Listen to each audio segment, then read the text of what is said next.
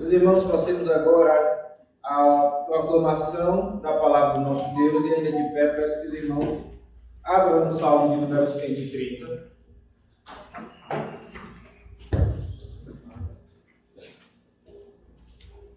Então lemos mais uma vez para essa leitura.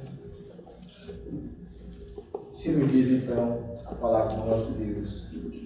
Cântico de romagem. Das profundezas clamo a ti, Senhor. Escuta, Senhor, a minha voz.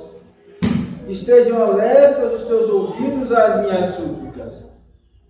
Se observarem, Senhor, iniquidades, quem, Senhor, subsistirá? Contigo, porém, está o perdão, para que te temas. Aguardo o Senhor, a minha alma o aguarda. Eu espero na sua palavra. A minha alma anseia pelo Senhor, mais do que os guardas pelo romper da manhã. Mais do que os guardas pelo romper da manhã, espere Israel no Senhor, pois do Senhor a misericórdia, nele copiosa redenção. É Ele quem redime a Israel de todas as suas iniquidades. Amém. Podeis assentar, meus queridos. Oremos ao Senhor. Bondoso Deus e Pai, te agradecemos pela palavra lida, salmo tão edificante, salmo tão profundo, consolador. Senhor, fala conosco. Te pedimos que saia as nossas almas, que elimine-nos, que faça-nos contemplar, por favor, a luz bendita de graça do Senhor através de Cristo. É em nome dele que nós oramos. Amém. Amém. Meus irmãos, este é mais um cântico de romagem ou cântico de ascensão, como já temos visto. É interessante que, eu não sei se os irmãos percebem, uma leitura rápida, como fizemos, mas esse salmo nos mostra um movimento de ascensão. Perceba no texto. O verso 1 diz: das profundezas clamo a ti, Senhor. E aqui nós veremos o que significa essas profundezas, mas já podemos perceber que estar em profundezas não é algo assim tão bom. Pelo menos esse é o contexto aqui da palavra no Salmo. E depois o Salmo vai se desenrolando até que chegue ao final, onde conclama a Israel que espere no Senhor, porque é Ele quem redime a Israel de todas as suas iniquidades. Então, esse salmo sai das profundezas e nos eleva à verdade gloriosa, consoladora da redenção. Então, nós devemos ser movidos, sendo levados pelo Senhor Deus através desse salmo, exatamente desta maneira, das nossas profundezas. Olharemos aqui as profundezas que o salmista aqui passa, mas olharemos também para as nossas profundezas e sejamos levados pelo Senhor a contemplar a verdade gloriosa da redenção, que já conhecemos, mas que ainda precisamos conhecer mais. Se nós resumíssemos então o ensino deste salmo numa frase, esta frase poderia ser: seja movido das profundezas do pecado até a esperança em Yahvé, pois nele há redenção. Sim, permita-se ser levado pelo Senhor Deus através desse salmo. Não que nós possamos assim lutar contra a sua vontade soberana, mas sim nós por vezes resistimos ao Senhor quando Ele quer nos levar a contemplar as suas gloriosas verdades. Então é necessário nós olharmos para esse salmo e aprendermos que devemos ser movidos das profundezas do pecado até a esperança em Yahvé, pois nele é a redenção. Veja então no verso número 1, que aqui nós começamos a aprender que devemos ser movidos das profundezas do pecado. Verso 1 diz assim: das profundezas clamo a ti, Senhor. Olha o que significam essas profundezas. Se nós olharmos para alguns textos das Escrituras que mencionam essa palavra, ela por algumas vezes é traduzida por lamaçal. Há sinônimos dela. Então no Salmo 40, por exemplo, menciona-se o lamaçal. Então é um lugar sujo. Essas profundezas é um lugar sujo. Não é um lugar confortável. É um lugar pegajoso, difícil de se locomover, desconfortável. As profundezas também são um local perigoso. A ideia daqui também é vermos o salmista como que no mar revolto, a ponto de ser afogado. A ponto de ser afogado. Essas profundezas também significam isso. Então, o que são profundezas nesse texto? Um lugar sujo, desconfortável, um lugar perigoso, no qual o salmista aqui está a ponto de se afogar, e também um lugar escuro, de trevas, afinal de contas são as profundezas. Ora, irmãos, o que isso significa? Nós temos visto que os salmos são um texto poético, de natureza poética, ou seja, de natureza figurativa, mas se por um lado eles são de natureza figurativa e poética, eles não deixam de transmitir-nos verdades. É uma forma diferente, não é uma forma, digamos assim, narrativa, mas é uma forma de trazermos também a verdade da Escritura. O que significa então essas profundezas? Elas significam o pecado de uma forma geral. Sim, não há lugar mais desconfortável, não há estado mais sombrio, inseguro, frio, senão quando estamos em pecado, distantes do Senhor. Qualquer pecado que seja. Mas não somente pecados de uma forma geral. Há pecados específicos que nós poderíamos aqui mencionar. A nossa confissão de fé, no capítulo de número 5, ela nos fala sobre determinados pecados que o Senhor Deus ele entrega ao seu povo para que aprendam. No capítulo 5, o capítulo da providência, na seção 5, diz assim, olha: o muito sábio, justo e gracioso Deus, muitas vezes, deixa por algum tempo seus filhos entregues a muitas tentações e à corrupção do próprio coração, para castigá-los pelos seus pecados anteriores, ou fazê-los conhecer o poder oculto da corrupção. Ou seja, o quanto o pecado ele é perigoso, e ele é forte, e ele nos aprisiona. E por vezes nós brincamos com ele. Não somente isso, não somente conhecer a corrupção do próprio coração, não somente castigá-los por pecados anteriores, não somente fazermos conhecer o poder oculto da corrupção, e também do dolo ou da maldade do próprio coração, a fim de que eles sejam humilhados. Não somente para isso, mas também para animá-los a dependerem mais íntima e constantemente do apoio dele, e tornar-nos mais vigilantes contra as futuras ocasiões de pecado, bem como para vários outros fins justos e santos. É um texto longo, mas um texto que nos ensina que o Senhor Deus, por vezes, deixa em determinados pecados o seu povo por algum tempo, para que eles experimentem o quanto seu coração não é bom. Na verdade, de fato, como disse o profeta, ele é enganoso, é desesperadamente corrupto. E por vezes nós confiamos no nosso coração.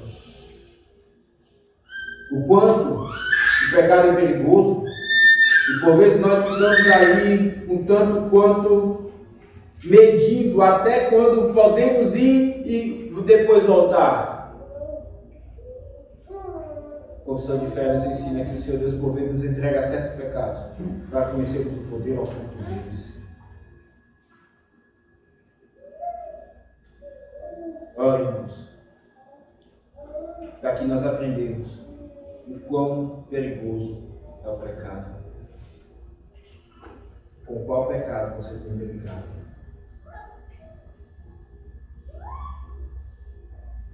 Qual o pecado que todos os dias bate à sua porta e você fica ali como Eva, conversando com ele, tentando administrar? Tenhamos cuidado. O pecado nos leva a profundezas. A profundezas tais que nós não conhecemos. Há momentos em que clamamos e não somos ouvidos. Há lugares tenebrosos, há momentos em que temos tudo, mas é como se não tivéssemos nada. O pecado é perigoso. E então eu clamo a você, meu irmão, como um vaso de barro, pecador, mas também escolhido pelo Senhor Deus para pregar a palavra no teu coração, não diferente de ti. Como diz a palavra, sujeito às mesmas tentações. Eu conclamo a você, não brinque com o pecado.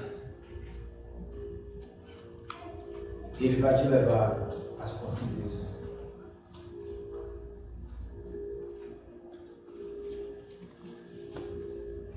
Nós poderíamos destacar alguns pecados. A incredulidade. Até mesmo incredulidade naquilo que Deus nos promete. A incredulidade que vai solapando, que vai endurecendo aos poucos o nosso coração. E é um pecado que nós não damos tanta atenção. A falta de confiança nele, e como o Senhor Deus, ele se ira contra o seu povo na sua palavra, porque o seu povo não confia nas suas promessas, não confia nele. A incredulidade nos leva para lugares tenebrosos. Mas não somente, irmãos, a ansiedade também. Sim, nós iremos ver, inclusive na reunião de oração, estamos estudando o Sermão do Monte, iremos chegar em Mateus 6, quando ali veremos o Senhor Jesus dizendo: não andeis ansiosos. Tendo já no versículo anterior falado acerca de idolatria. A ansiedade é um pecado, e ela nos leva a lugares tenebrosos. Ela nos leva a lugares perigosos, profundos, tão profundos que os efeitos dela podem ser vários. O efeito dela pode ser, inclusive, afetar o nosso organismo, trazendo-nos doenças orgânicas, e nos entregamos por vezes à ansiedade. Quando Cristo nos diz: vivei cada dia o seu mal. Vosso Pai Celestial sabe de que precisais de todas as coisas. Buscai primeiro o reino de Deus e a vossa justiça, e todas as outras coisas serão acrescentadas.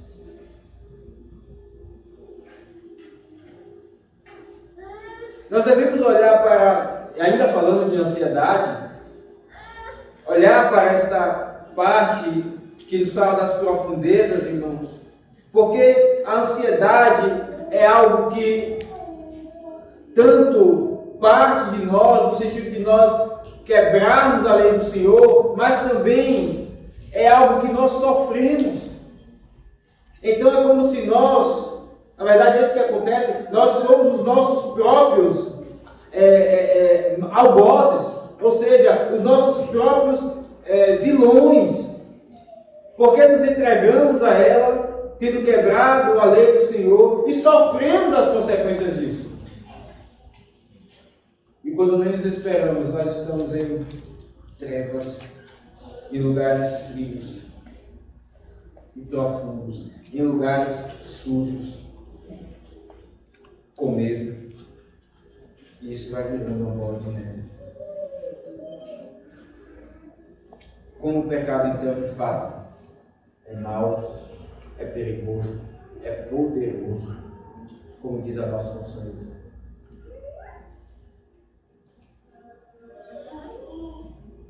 Mas perceba que não somente essas profundezas elas podem ser entendidas como o pecado, mas em segundo plano, elas podem ser entendidas como qualquer sofrimento que passamos. Não, nós não estamos afirmando aqui que se tu estás passando por um sofrimento, então tu estás em pecado, como ouvimos por aí, em alguns lugares. Mas sim, todo sofrimento ele é decorrente do pecado. Não havia sofrimento antes do pecado entrar no mundo. E se sofremos, devemos lembrar, isso é o pecado. Isso é causa do pecado. Foi porque o pecado entrou no mundo. Ora, irmãos, quantas profundezas então nós não passamos nessa vida. É daqui que o salmista parte. Perceba que a mesma natureza humana, ela continua. O salmista, há anos atrás, escreveu esse salmo, e ainda hoje nós, como seres humanos, podemos experimentar profundezas semelhantes. Mas perceba uma verdade. Nessas profundezas, de lá, é que o salmista clama. É isso que ele diz. Das profundezas, clamo a ti, Senhor. Clamo a ti, Yahvé, o Deus do pacto. É de lá, de baixo, é de um lugar sujo. É de um lugar desconfortável. É com medo. É não sentindo a presença do Senhor. É sabendo que Ele está desobedecendo a Deus. Que Ele clama. Ele suplica.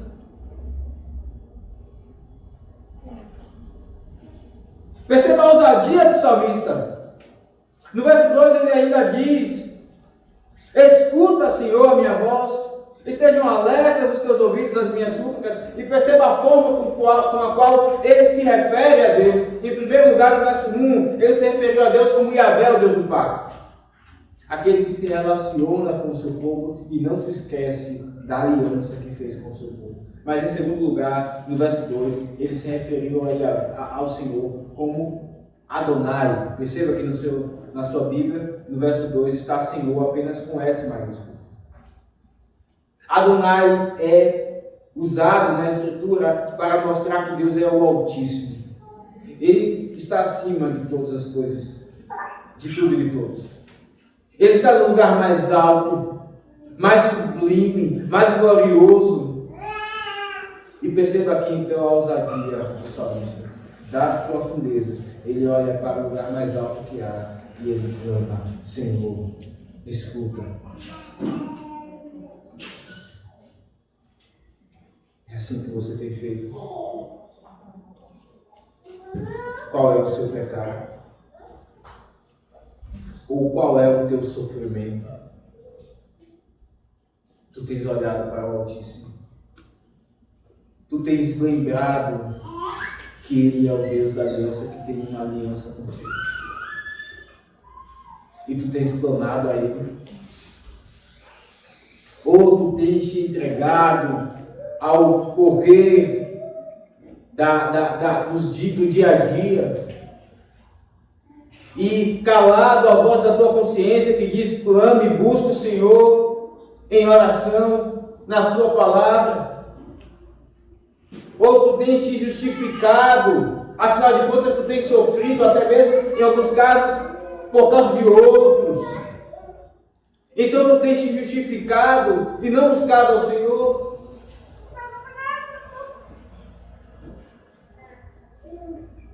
Perceba o salmista. Ele está no lugar mais baixo, mais sujo. mas ele clama a Yahvé, ao Altíssimo. Não somente isso, irmãos. Não é apenas uma oração. Perceba, a ideia aqui do texto é que ele insiste. Ele já disse no verso 1 que ele clama ao Senhor, mas no verso 12 ele mais uma vez repete, ele diz: escuta, Senhor. Ele diz: eu clamo a ti, mas ele continua falando: Senhor, escuta a minha voz. Estejam alertas os teus ouvidos às minhas súplicas. Olha, aqui nós aprendemos que aquele que está nas profundezas, ele importuna o Senhor.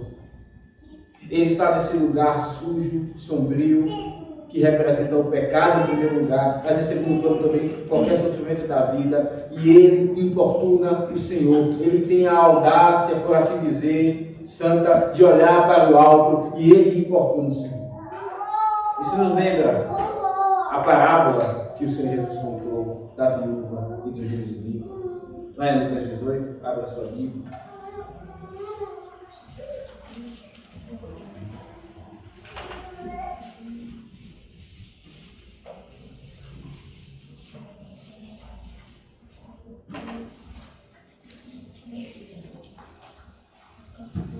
Lucas 18, a partir do verso 1, diz assim: disse-lhe Jesus uma parábola sobre o dever de orar sempre e nunca esmorecer. Havia em certa cidade um juiz que não temia a Deus, nem respeitava homem algum. Havia também naquela mesma cidade uma viúva que vinha ter com ele, dizendo: julga minha causa contra o meu adversário. Ele por algum tempo não quis atender. Mas depois disse consigo: bem que eu não temo a Deus, nem respeito a homem algum. Todavia, como esta viúva me importuna, julgarei a sua causa, para não suceder que por fim venha a molestar. E o Senhor Jesus diz então: considerai o que diz o juiz inimigo. Este juiz inimigo não fará Deus justiça aos seus escolhidos, que a ele clamam dia e noite, embora pareça demorado nessa noite. Perceba então que essa parábola nos ensina sobre o dever de orar sempre, sobre o dever de importunar o Senhor. No capítulo 11 também há um texto que nos ensina, aí mesmo no Evangelho de Lucas, versos 5 a 9, uma parábola também conhecida. O Senhor Jesus conta e diz: qual dentre vós, Lucas 11:5, qual dentre vós, tendo um amigo, e este for procurá-lo à meia-noite, e lhe disser: amigo, empresta-me 3 pães, pois um amigo meu, chegando de viagem, procurou-me, e eu nada tenho que lhe oferecer. E o outro lhe responda lá de dentro, dizendo: não me importunes, a porta já está fechada, os meus filhos comigo também já estão deitados, não posso levantar-me para vos dar. Digo-vos que se não se levantar para dar-vos você seu amigo, todavia o fará por causa da importunação, e lhe dará tudo o que tiver necessidade. E o Senhor então nos ensina o princípio: pedi e dá-se-vos-á, buscai e achareis, batei e abri-se-vos-á. Nós aprendemos muito isso com as crianças, na verdade. Quando elas querem uma coisa, elas ficam ali no pé de manhã e elas percebem que não conseguiram, elas continuam no almoço, no momento que todo mundo para comer, e depois, à tarde, até que elas conseguem, ou não, mas por vezes elas conseguem. Ganham os pais na fraqueza por causa da importunação. Nós devemos importunar o Senhor quando estamos nas profundezas. Talvez você tenha lamentado para os lados, conversado com outros, mas você não tenha importunado o Senhor. Ele diz: não, vocês não recebem porque vocês não pedem.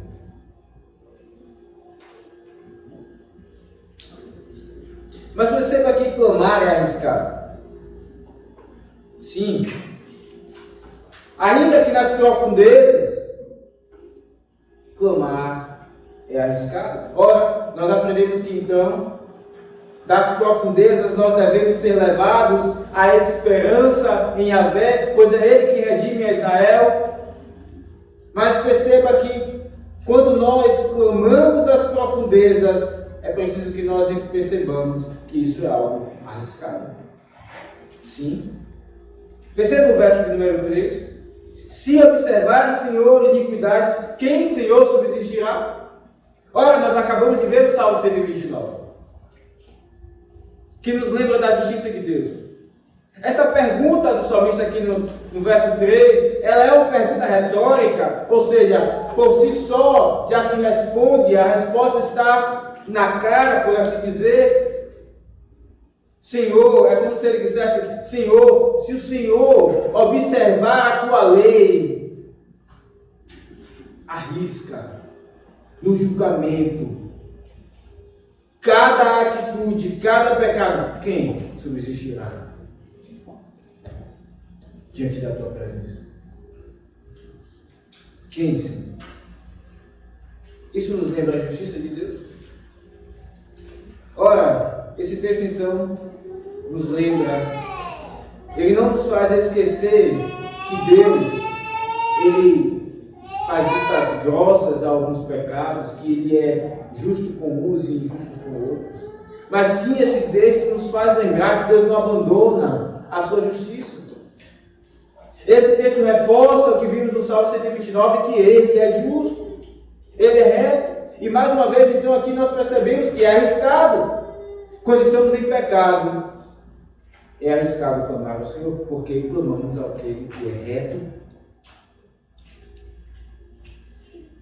clamamos àquele que sonda os corações, clamamos àquele que está pronto para punir o pecado. Clamar das profundezas é arriscado. Mas perceba que é exatamente isso que o Salmo está fazendo. Esse salmo, meus irmãos, diferente do Salmo 129, que, digamos assim, realça a justiça de Deus, é digamos assim, o assunto principal. Esse salmo é um salmo consolador. É um salmo que nos lembra, sim, que Deus é justo, mas ele faz para consolar o nosso coração. Veja que o salmista então clama, ele sabe dessa verdade, ele na verdade pergunta ao Senhor isso, ele fala com Deus, clamando: Senhor, contemplando a justiça de Deus, se observar as iniquidades, quem subsistirá? Quem pode estar na presença de Deus se ele punir cada pecado a cada momento que ele é cometido? Os ímpios não poderiam. Perceba que até com os ímpios, Deus, ele não pune os pecados em cada momento que eles acontecem. Não existiria ímpio algum. Deus, ele faz o sol nascer sobre os justos e ele faz o sol nascer sobre os injustos. Ele vê a maldade e por um tempo ele não a pune. Até os ímpios subsistem diante da presença do Senhor por um tempo. Tão grande é a sua misericórdia. Mas a pergunta ainda continua: quem subsistirá? Talvez olhando para os ímpios nós entendamos: Senhor, destrói logo, como disse dois dos discípulos. Mas olhando para o povo de Deus, talvez você pense: puxa vida, mas ninguém subsistirá. Aquele irmão que é tão piedoso, ele tem crédito com Deus, ele pode estar na presença de Deus. Se ele pecar, puxa vida, deixa para lá, afinal de contas ele já tem todo crédito com o Senhor. A pergunta continua: quem subsistirá? Ninguém. Nem o mais piedoso, nem Davi, que era o homem segundo o coração de Deus, nem o homem, porque Deus é reto e justo.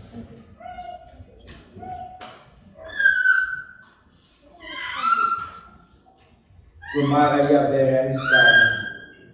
Ele não tolera o menor pecado.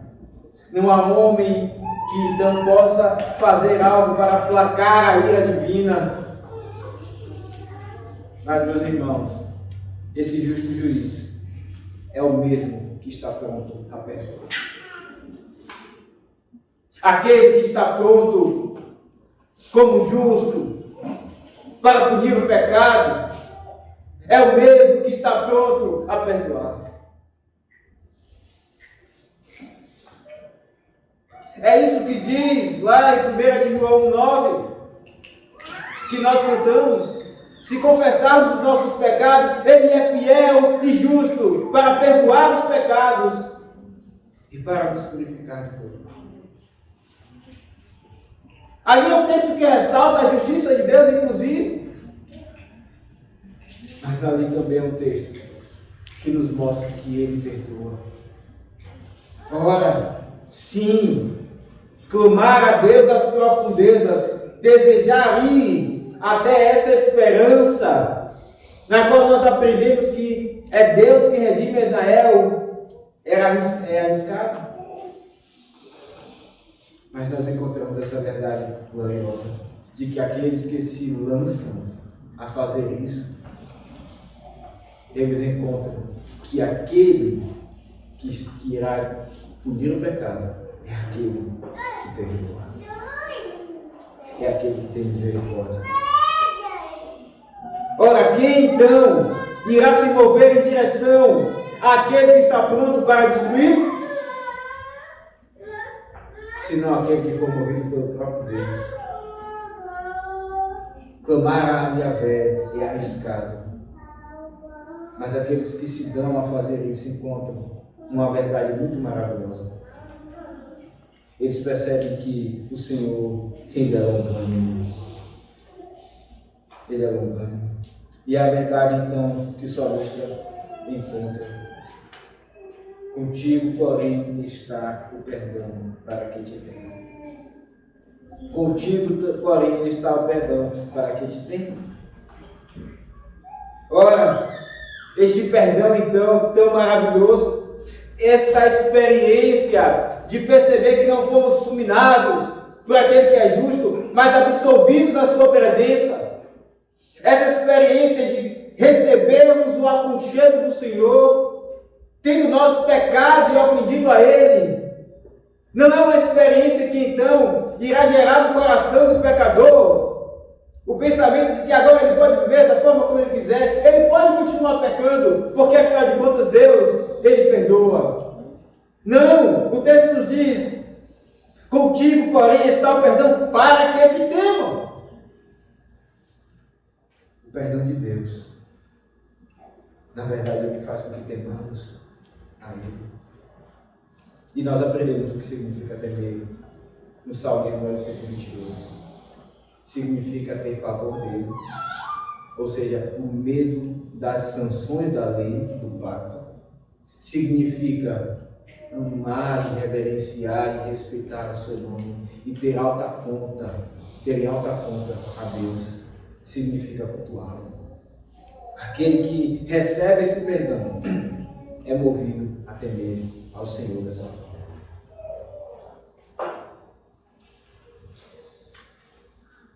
Ora, irmãos, diante dessas verdades temos algumas aplicações. Tu tens confessado os teus pecados? Tu tens tido esta ousadia do salmista de perceber os teus pecados? O Espírito Santo mesmo te incomoda e você tem ido à presença de Deus confessá-los?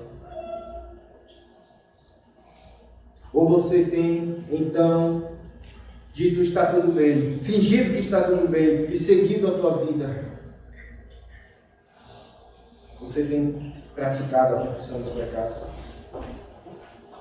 Sim, talvez você diga: puxa, mas eu já pedi perdão várias vezes.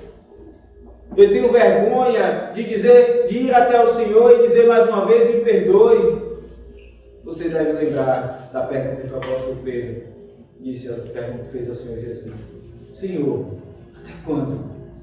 Até quando perdoarei meu irmão? 7 vezes? O Senhor Jesus respondeu: até 70 vezes 7. E ali não é um número para que nós, não é uma resposta para que nós façamos a conta quanto é 70 vezes 7.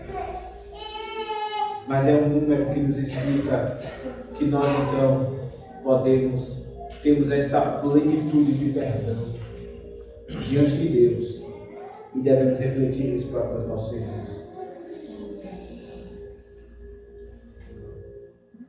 Sim, ainda que você tenha pecado, o mesmo pecado várias vezes, mas se tu estás sinceramente arrependido, vá até o Senhor e peça perdão mais uma vez.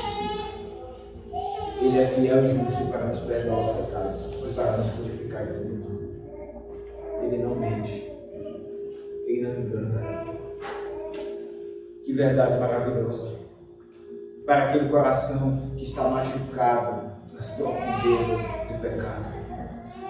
Que verdade maravilhosa para aquele coração que está envergonhado de tanto pecar contra o Senhor. Ele perdoa a cada vez que confessamos. Mas perceba uma outra aplicação aqui, com relação especificamente à amargura. A palavra de Deus nos fala da amargura e ela nos traz uma imagem muito interessante acerca daquilo que é a mágoa ou a amargura. Ela fala da raiz de amargura. É uma imagem muito ilustrativa.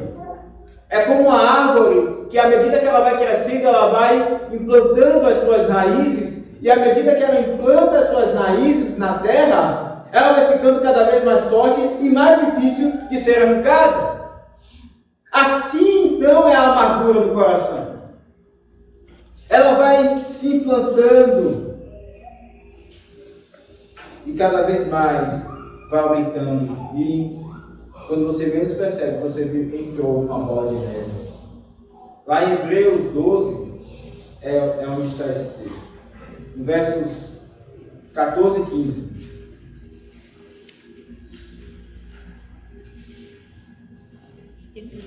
Hebreus 12, 14 e 15.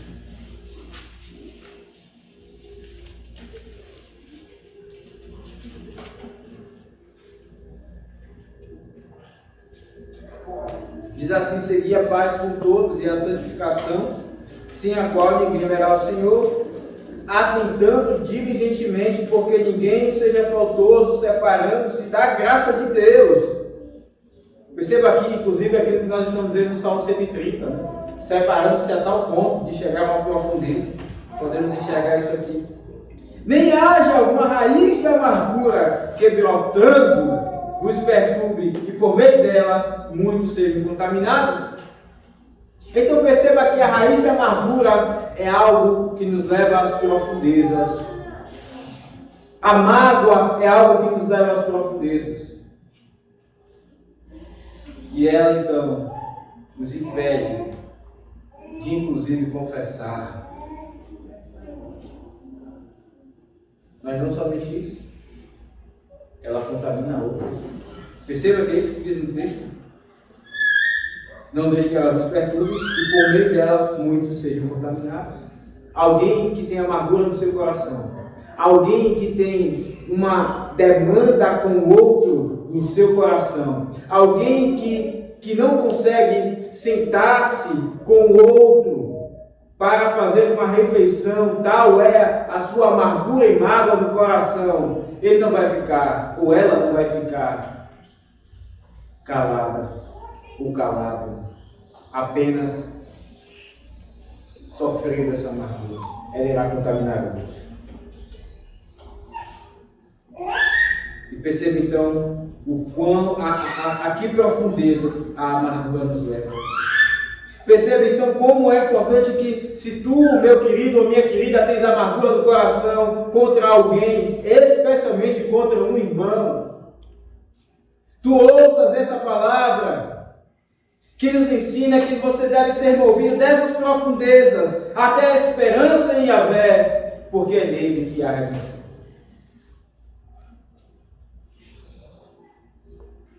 Confesse a amargura, ela é um pecado. É a quebra do 6º mandamento. Assassinar. a pessoa do nosso coração.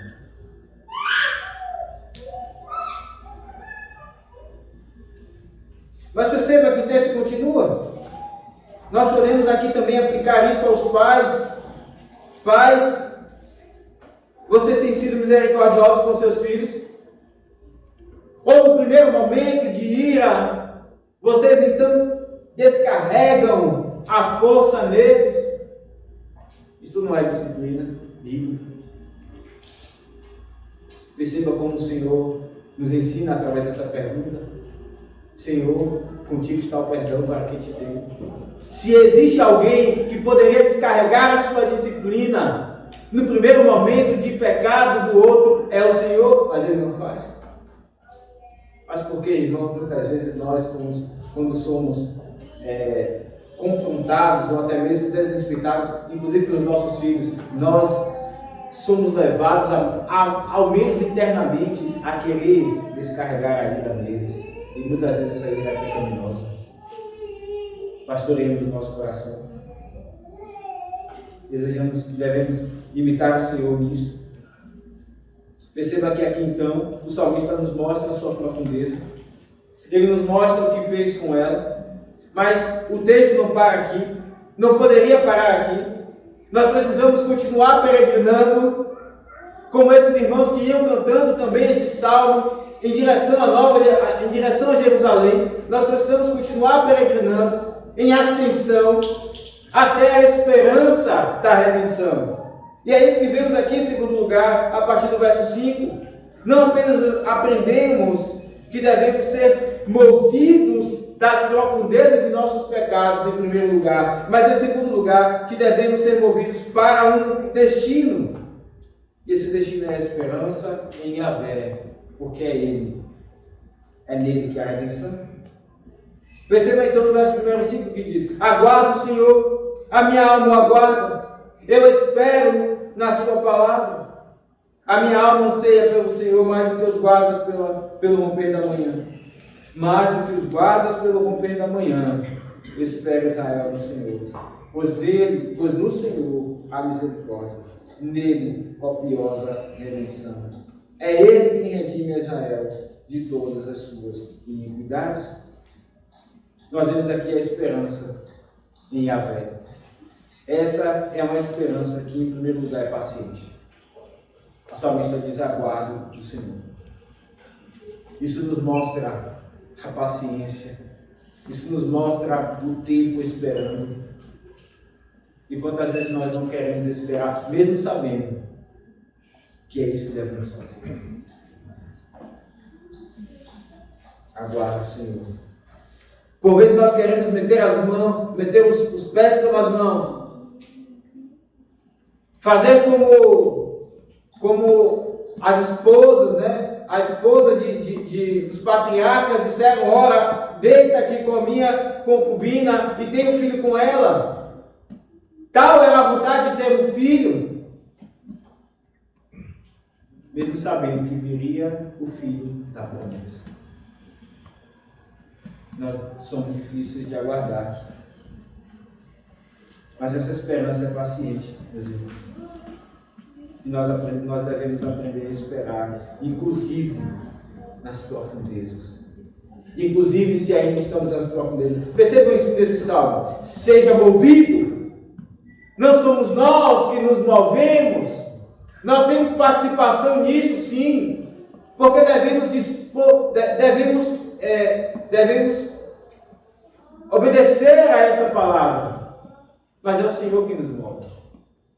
Seja movido das profundezas a essa esperança. E por vezes nós precisamos esperar para que Ele nos move.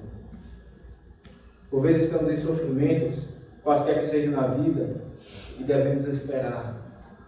Isso é difícil.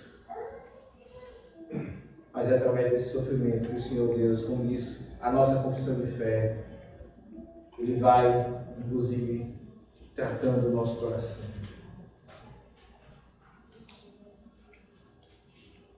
E somos purificados. Essa esperança ela não é apenas paciente, ela é espiritual. Perceba que o salmista diz: a minha alma aguarda o Senhor. Ele já tinha dito que aguardar o Senhor, mas ele diz: a minha alma aguarda. Isso qualifica ainda mais essa esperança. O que ele quer dizer então é aquilo que aprendemos na escola dominical acerca da lei. Nós aprendemos que a lei é espiritual. Pois então, esta esperança, ela é espiritual. A minha alma o aguarda. E aqui ele lembra-nos das faculdades da alma. Em meus pensamentos, em minhas afeições, em minha vontade, eu aguardo o Senhor. Meus irmãos, como isso então nos ensina. Por vezes nós queremos ficar sem uma atitude externa e tentando até mesmo nos enganar, dizendo que estamos esperando, mas os nossos pensamentos, eles revelam outra coisa. As nossas afeições, a nossa vontade é outra. Essa esperança ela é espiritual, no sentido de que ela também nos faz esperar internamente. Nossa alma deve aguardar o Senhor. Perceba, uma tradução possível aqui é assim, poderia ser dessa forma: aguardo o Senhor, a minha alma o aguarda, e farei esperar, e a farei esperar na sua palavra. A minha alma o aguarda, e eu a farei esperar na sua palavra. Isso nos lembra o ensino do apóstolo Paulo. Ele diz: olhai para o alto, pensai nas coisas do alto, onde Cristo está. A nossa esperança, enquanto nós esperamos, deve olhar para Cristo.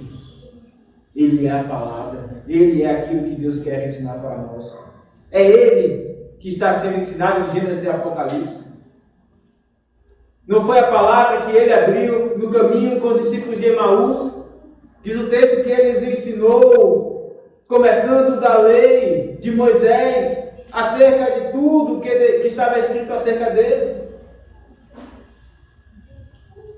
É na palavra que devemos esperar. Olha, irmãos, isso nos ensina muitas coisas. Como nós devemos então, como o Senhor Deus ele é honesto conosco. E muitas vezes nós nos iludimos. Nós esperamos coisas que Deus não prometeu na sua palavra. Nós buscamos consolo em outro local, por vezes que não na sua palavra. Mas o salmista nos ensina a ter uma esperança não somente paciente, mas também espiritual, e uma esperança que espera na palavra. Aqui há um dever nosso. Nós devemos fazer a nossa alma esperar na palavra. Há um trabalho a ser feito. Você deve se encher da palavra. Você deve lembrar-se dela. Do contrário, você não conseguirá esperar nela. Mas perceba que essa esperança ela não é apenas paciente, ela não é apenas espiritual, ela também é forte. E aqui temos mais uma ilustração. A minha alma anseia pelo Senhor, mais do que os guardas pelo romper da manhã. Eu não sei se você já trabalhou à noite, na madrugada. Aqueles que são da área de saúde, fazem plantões e por vezes têm que trabalhar de madrugada, no horário feito para dormir, ali estão eles, no dever de estar atentos. Os vigilantes, guardas, enfim. Eu já tive a experiência de trabalhar de madrugada e por isso posso imaginar mais coisas e entender um pouco melhor esse salmo. Era um momento então que eu lembrava que todos estavam dormindo. E eu tinha que estar com os olhos abertos e atentos.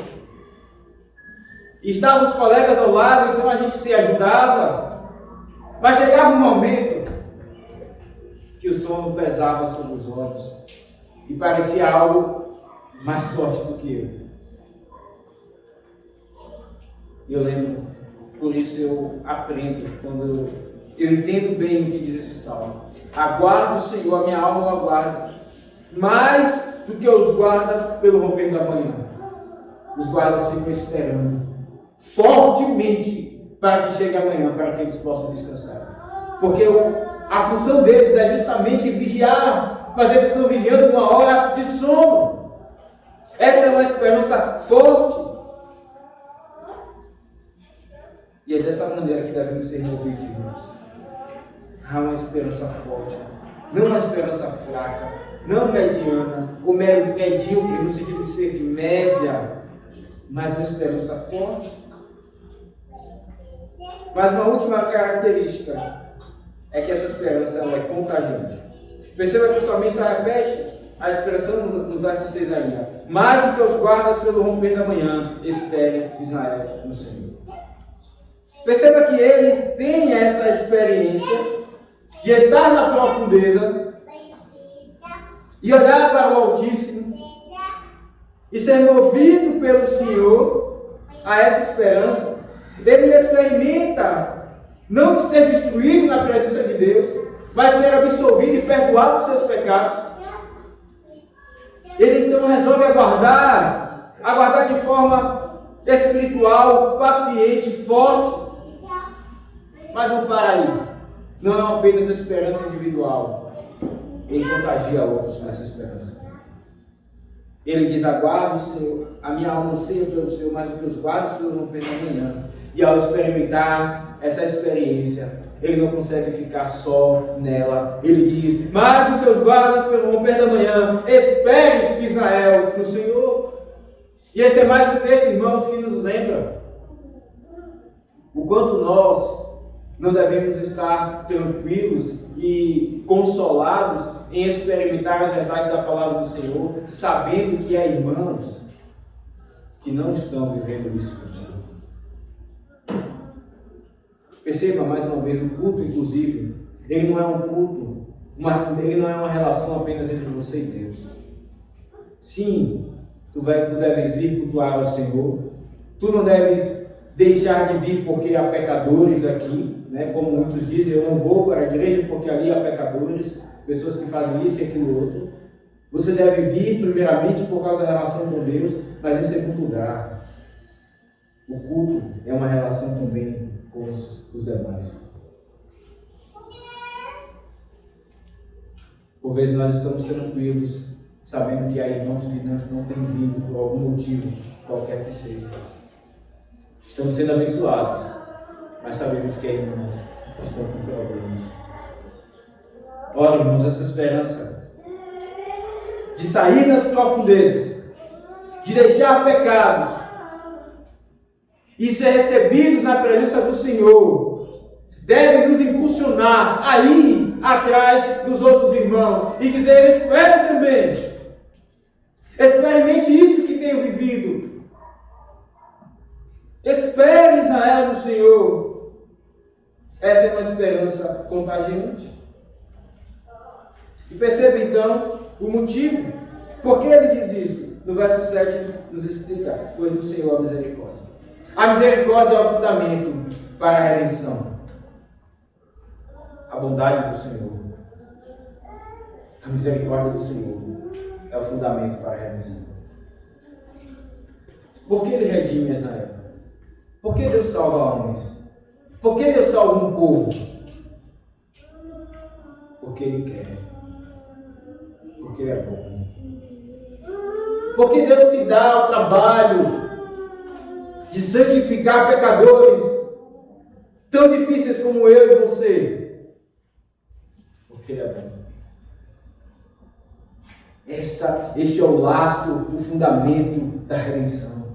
A bondade de Deus. A justificativa e a causa é porque simplesmente Ele quer. É nele então que há redenção por causa dessa misericórdia. E o Salmo então conclui no verso 8 dizendo: é Ele que redime Israel de todas as suas iniquidades. É certo que Deus redimirá o seu povo de todo o nação.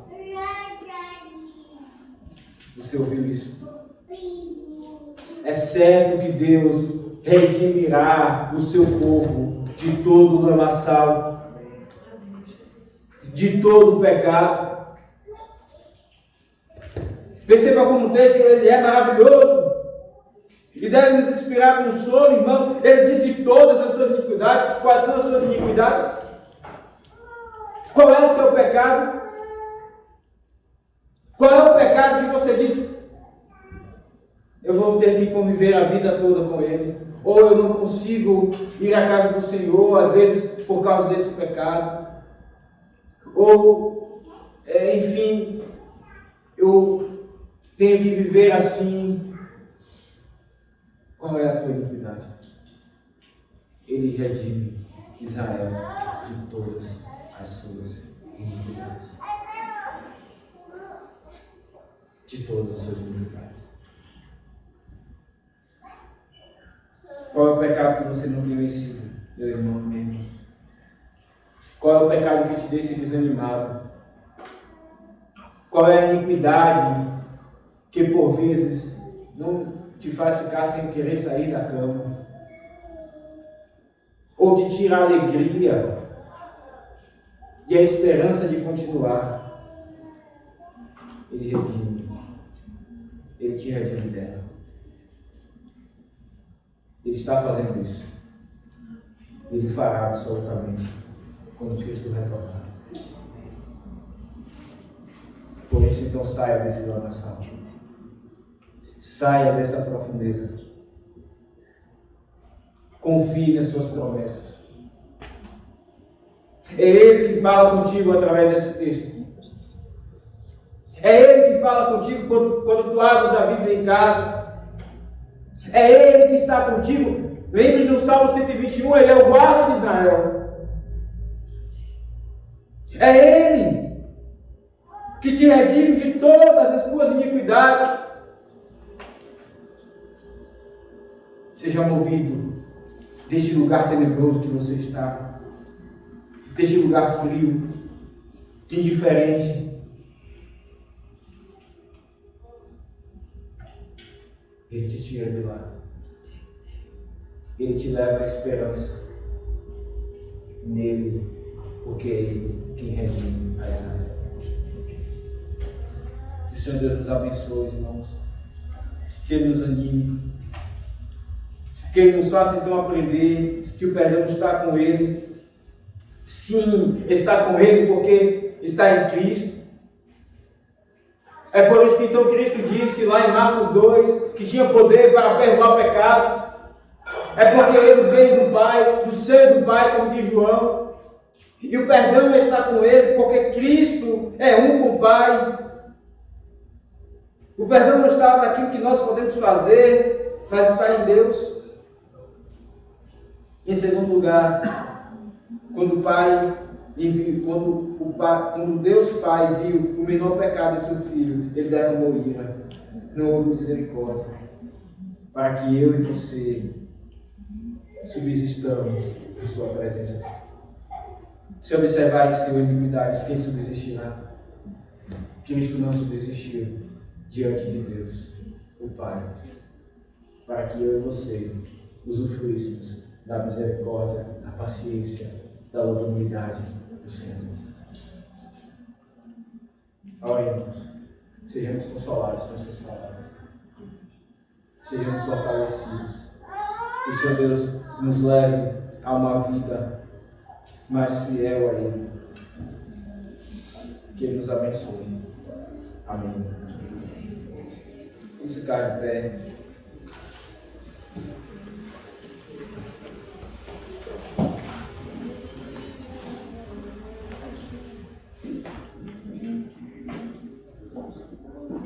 Oremos.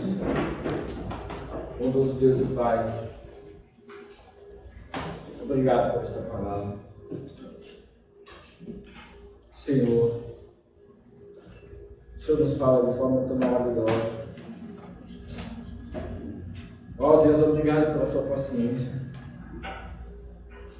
Obrigado porque, inclusive, em nossas trevas, nós aí é que confiamos cada vez menos em tuas promessas, em tuas palavras.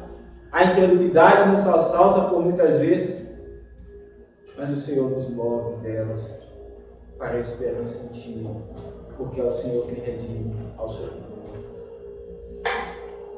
Ó Deus, consola, conforta, fortalece a cada um de nós aqui, Senhor.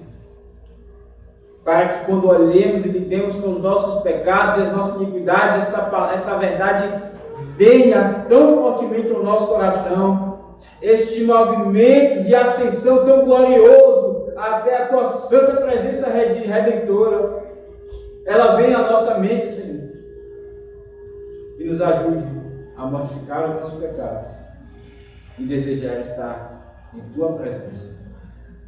Se nós te oramos, te agradecemos. Em nome de Jesus. Amém.